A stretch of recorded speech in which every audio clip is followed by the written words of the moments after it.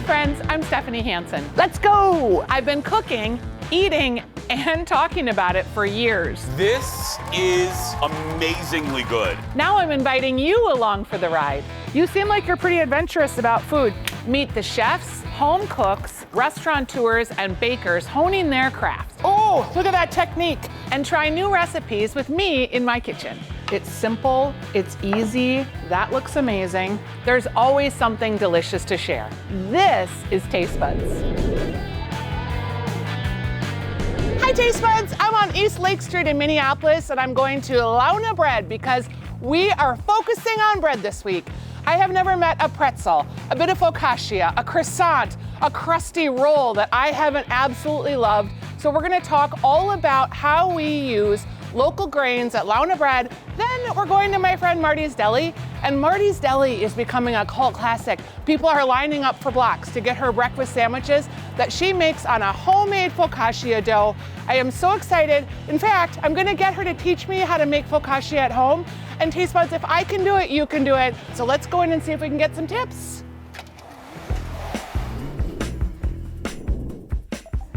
I am here at Laune Bakery with Tiff. Tell us a little bit about this location, because it's fairly new, isn't it?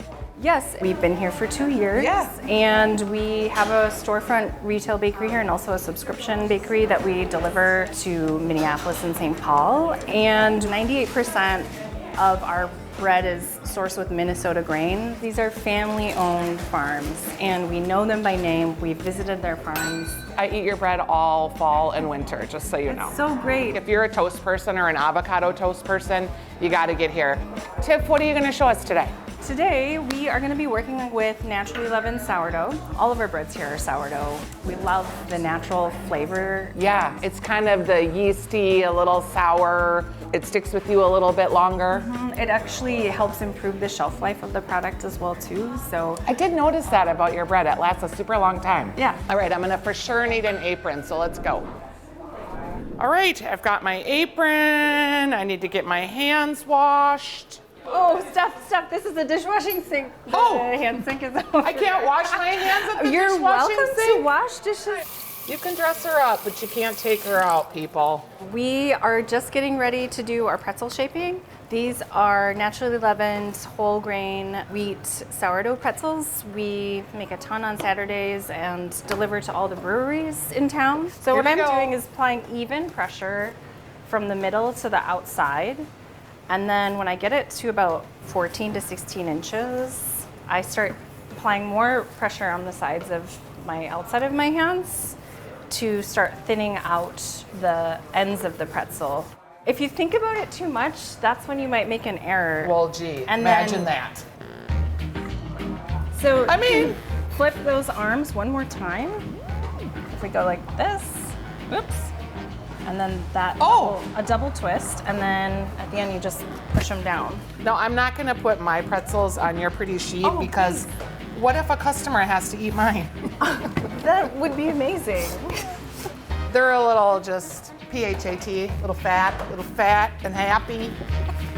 That's perfect. All right, so that's it. Maybe I wasn't making them long enough. That's great. Okay, I feel confident enough that that one can go on the tray. Yeah. My arms are still a little fat, but you know, now we have to eat them, right? Yes. These were baked this morning. This one looks cheesy. This one is cheesy. It's got salty Gouda and some Fresno chili peppers on it for a little heat. I really like the variety of texture that this has. Yum, do I have to wait for you? Oh no, just go for it. I love the crispy bits of the small little hand pieces, but I really want to get into this big, fluffy hunk of ready McBreadiness. Yeasty, smooth. You can really taste the grains. We actively try to make everything 50% or more whole grain, both for the flavor, the nutrition, and also just honoring that whole grain flour. There's almost a molasses sweetness. We actually switched to Wisconsin sorghum syrup. Oh, So nice. We were really happy to find a local farm. Another super regenerative crop. Yeah. These are not your grandma's pretzels. These are Tiff's pretzels, and they're a little bit elevated and very delicious. this. I'm just gonna like stay over here with my little pretzel plate and my mustard. What are you making next? It's just about time to do some shaping of the sourdough. Sorry, pretzels, I'll have to come back for you. So we call this the bench rest. It's rested for about an hour, actually. They took a little nap. And now we're ready to do what's called the final shape. And Okay. I'm not trying to have too much flour on the bench because I don't want to include any unfermented dry flour inside the loaf. Yeah, because it's just gonna make it dry and chalky. Yeah, if you want to give it a stab. Why are we so afraid of bread? Not you, me. Why am I so afraid of making bread? It seems like the most holistic thing in the world. I think there's a lot of pressure now in social media to have like the iconic perfect loaf. And when you're first starting baking and just wanting to experiment, I think we always give ourselves too much pressure to have it look how it looks on the cover of the book that you're Yes, referencing, absolutely. or the Instagram handle that you're using. And honestly, what really matters is how does it taste? Like, do you like it? Like, And does it make you feel good Yeah. when you eat it? Okay? Great. She's cute. She has a little bit of a seam right there, but A little bit of a booty. yeah, a little bit of a booty call. Let's make some more booty bread. Our next bread we're gonna shape is something really special. Apple flax is what we call it. We are still working with Wisconsin apples from Mary Dirtyface Farm over in Menominee. Okay, I'm gonna, To all right. just lightly degas. Degas. And then fold over like a top and bottom. And then just like two little dog ears, you're gonna bring this to the middle. Bring your two corners in. There you go.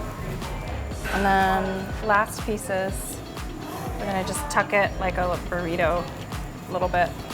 This one is a little wetter dough. That is true. We have that roasted fruit in there. It's adding more hydration to the dough. So this one does get a bit stickier. Kind of looks like an amoeba. Do you want to help it a little? Oh, I think we can encourage it a little Okay. bit. There we go. Help it along. It's just the different texture is tougher. It is. So our doughs tend to be a little bit wetter or higher in hydration. Yeah. Use more water. The last bread is the focaccia, right? Yes. So this one is the slowest and needs a lot of encouragement, time, and patience.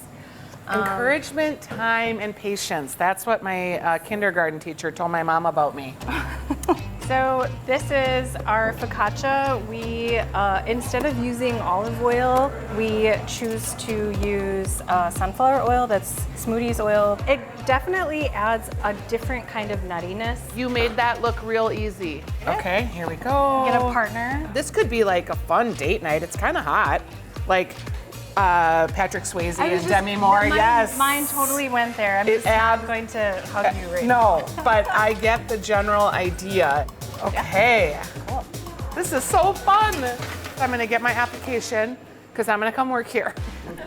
All right, Tiff, we have shaped, we have rolled, and these are our final products. Here we have our bread, which is 60% whole grain. It's really, really a versatile bread that you can use. And what we try to do with our breads is how can we use it in more than one application. It's got like the perfect sour note to it.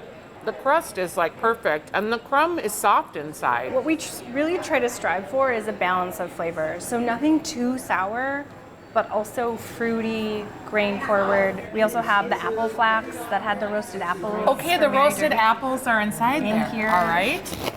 The fruits are like little gems inside. I think it's so cool that you roasted the apples before you put them in here. That's like an extra level of sweetness. But it's not like an apple bread. It's like a bread with apple, if that makes sense. Yeah, it's more of an accent, and when you get those notes of like a chunk of apple, you really taste it. It's kind of apple buttery, jammy in that sense. Our butter croissants are rooted in French Swiss technique.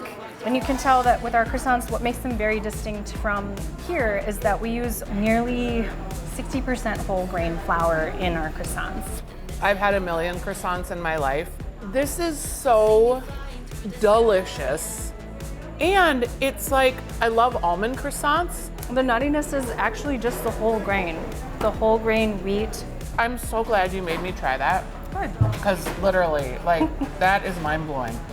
This croissant is special because, again, with locale, we have Valrhona. You said locale as in where we're located, not locale. yes. I'm like, there is nothing about that. That is locale. Our neighbor down the street has Concord grapes in her yard, and she said, please come pick them. And we did, and we turned it into jam. So we have that Valrhona chocolate. We have a nice fruity, caramely Concord jam with it. I'm just like blown away by everything I've experienced today. You make a huge difference in a farmer's life when they know that you're going to be buying X amount of product from them, and that circle of regenerative neighbor community. It's really, really important. I just wish you lived right next door to me. All right, thanks for being my new taste bud. I mean, this taste bud thing is really great. You gotta try it. So fun.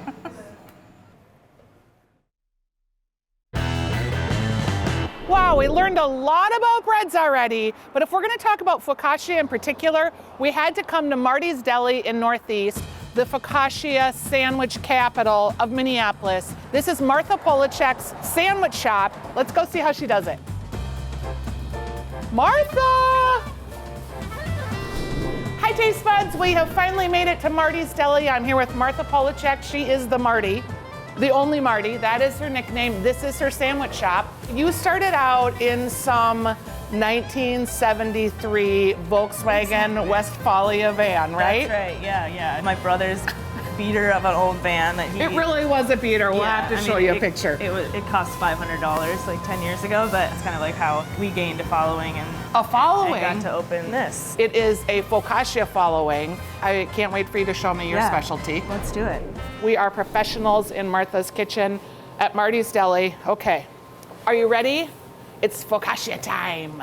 This is our just classic focaccia dough, flour, water, yeast, a lot of olive oil. I feel like this is like my stomach on a Saturday night. Before a Marty's breakfast sandwich. Yes! This got an overnight rise. Now we're gonna lay it out, Okay. get it ready to bake.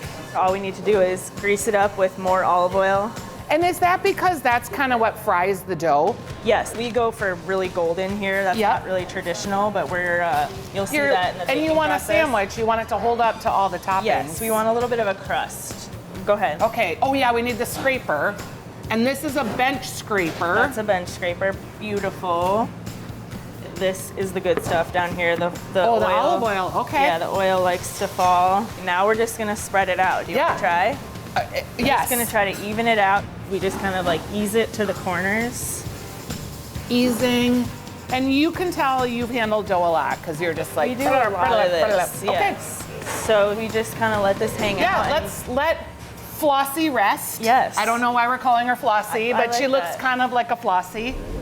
Okay, Flossie is rested. She's tempered now. She's a little, you can feel she's not quite so cold anymore. She's still got a little gas. Yes. You know, and that's good when you're dealing with focaccia. You want a little bit of a gassier dough. Now we just go through and we dimple. Do you want to try that? Dimpling.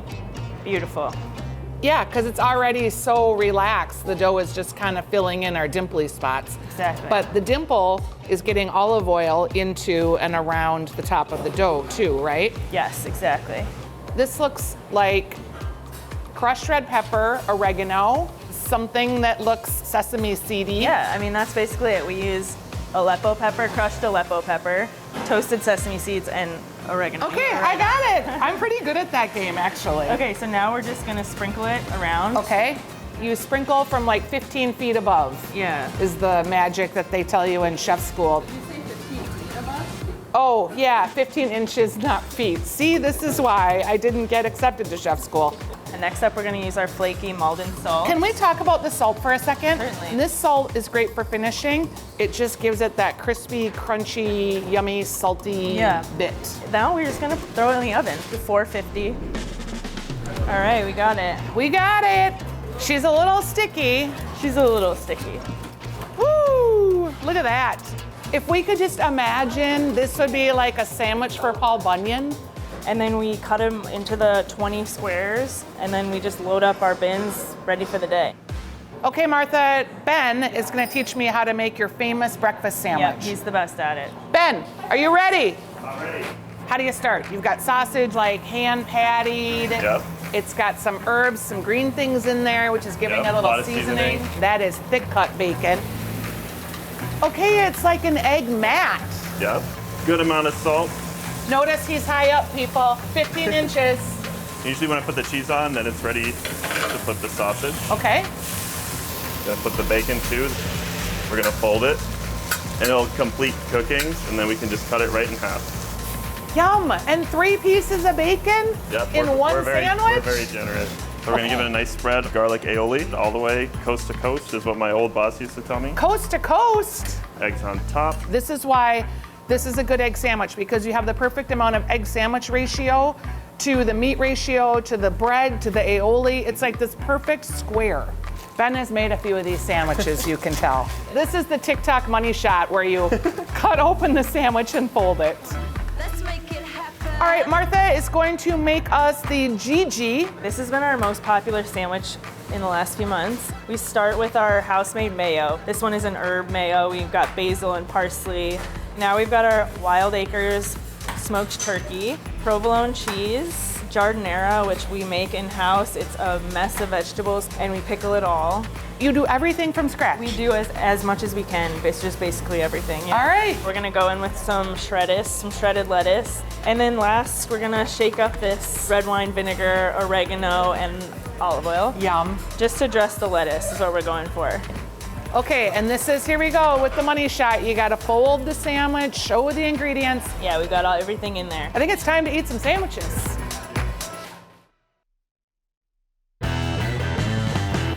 All right, Martha, we've spent the whole morning here making delicious sandwiches. These hash browns came out. Holy, it's like a beautiful, like almost like a brownie full of potatoey golden goodness. Cheers. I can never eat a McDonald's hash brown again without That's the thinking goal. about this. That's the goal. It's the bomb. We're going for that crisp. There's still light potatoes on the inside. Super salty, super delicious. All right, should we go in for the... The bacon, yeah. This is Peterson bacon, a farm out of Wisconsin. Oh, I love Peterson Farms. Wow, the pillow of the egg with the delicious saltiness of the cheese Yes. and the crispy bacon. And that salt you put on the focaccia really adds to it too. I need to have a bite of the sausage one. That's my favorite. My breakfast order is the sausage, egg, and cheese, the side of hash browns. The sausage is exceptional. You get that savory feeling. I almost think this could be my favorite. I thought the bacon would be my favorite, but this could be my favorite. Moving on to the Gigi that we made. The dressing Yeah, with the red wine vinegar. we're not interested in dry sandwiches. No, they are not dry. And also like how well the focaccia holds up to the whole sandwich Yeah. overall. For sure. If I thought I could make sandwiches like this, I would eat sandwiches all the time. Yeah. Thank you so much. It was really fun to spend time with you. Here we are, like in the middle of your place during the busy time. It was a great day. Thank you. Thanks for coming. I appreciate it. Super fun. So I'm basically like an employee now at Marty's Deli because I learned all about the focaccia. I still have to make it at home. Marty gave me a lot of tips. Come on, taste buds, let's see if I can do it. All right, taste buds, we've been to Laune Bread and learned from Tiff about her focaccia techniques. We learned from Marty how to press, and I took all of that and I brought it home to give you an easy focaccia shortcut. So here's a tip. You can use Rose dinner rolls. You might think I'm a spokesperson for this company because I use them all the time, but I am not. I just use this product because I like it.